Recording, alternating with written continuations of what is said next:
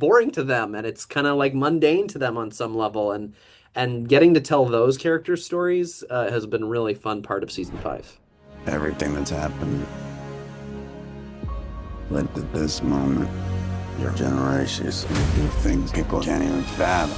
So I have seen the first three episodes of season five, so you can imagine what I'm going to ask about, as probably Yeah. everybody else has.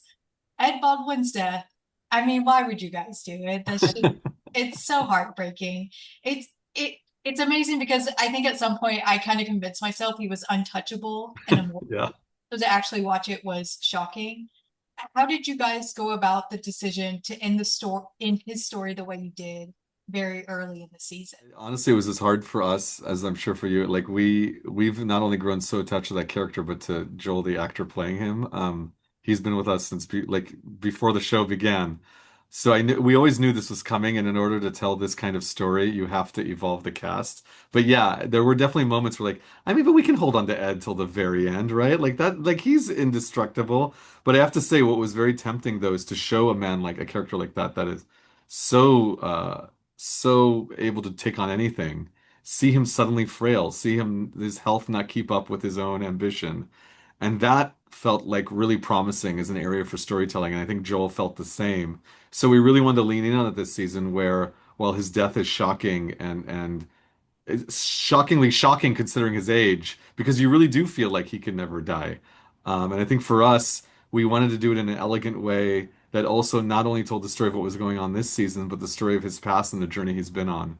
So yes, it was something we kind of really looked forward to, but I think the challenge was how do you tell that story while still continuing the story of the season in a way that doesn't just take over? To me, at least, he's felt like the main character this entire series.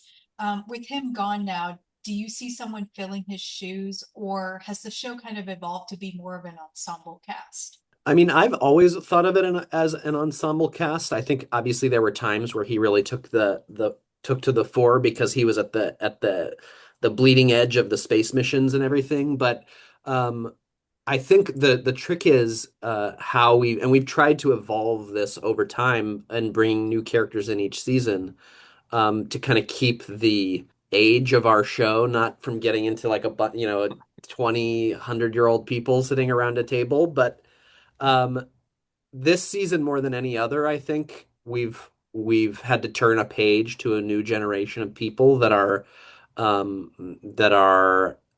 different for our show and that they've grown up in space, on Mars. They don't think of it as like a place you go to. They think of it as like this is my home.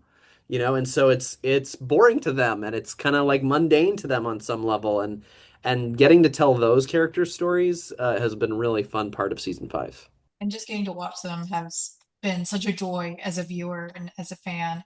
And since I have such short time with you guys, I want to ask you one last question, unrelated to Ed, since you guys have probably talked about him so much today. I was actually rewatching the first season in anticipation of season five, and there was a monologue by Gene Kranz, R.I.P., who caught my attention where he was talking about NASA reaching the moon, then other planets, deep space, and other forms of life. And it made me, think, looking at the entire scope of the series, how far are you guys looking to go with space exploration, discovering other forms of life? Is there something that to you feels like maybe it is too far for the show? Like you can't really touch that. But I mean, whenever we said that, then we have touched it and gone beyond it. But I think for us, the key with the show is staying grounded. Like I think we've always felt the difference with this show and other sci-fi is that, and this is not always easy to do or pull off, but to stay as close to real science as possible.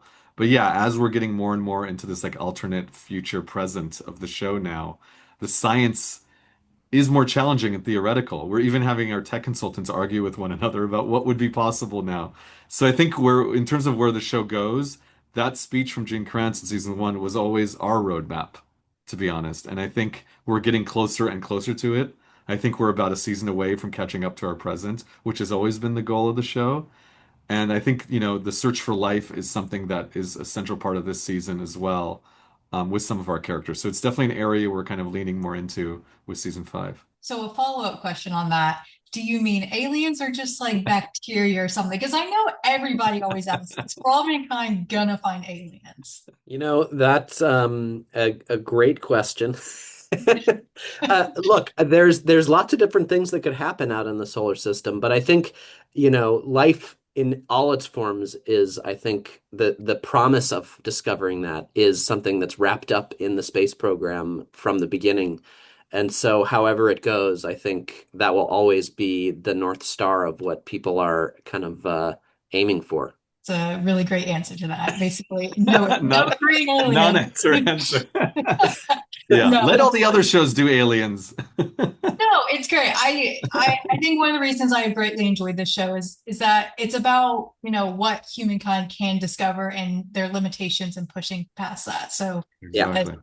fantastic. Well, thank you guys so much for talking to me about the series. It has been such a pleasure to talk to you and to watch it. Thank you. Thanks, Katie. Yeah. Really appreciate it. We need to take matters into our own hands. Mars is ours! Mars is ours!